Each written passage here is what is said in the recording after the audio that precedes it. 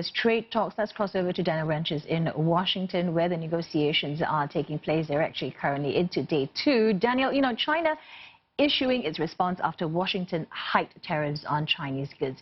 Do we know how President Trump is likely to respond to these unnecessary countermeasures that China is saying it would impose?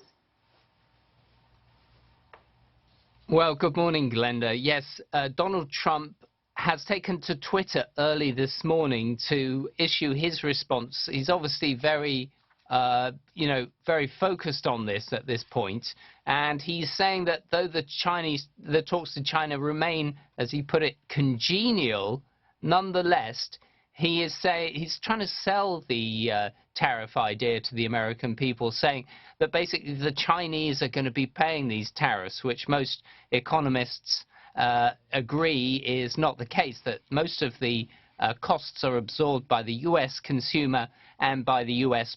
manufacturing sector. So he is now threatening as well this $325 billion of Chinese goods additional tariffs of 25%. So that would theoretically bring tariffs of 25% up to over $500 billion US of Chinese goods coming into this country. Now, he obviously anticipates that the agricultural sector may receive more retaliation from China.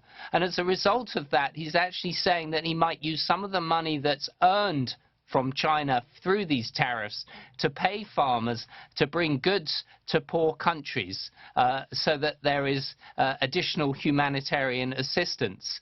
It's a rather curious way of looking at the world because, after all, the US Congress is responsible for allocating funds to different pots of money.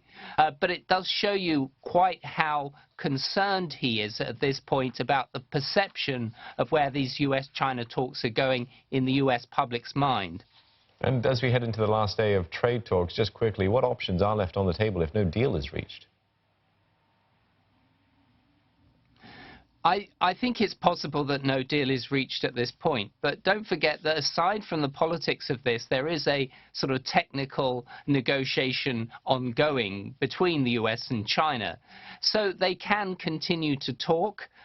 They can continue to thrash out a way of meeting each other's political needs going forward that doesn't end up in an all-out trade war. But we'll have to see.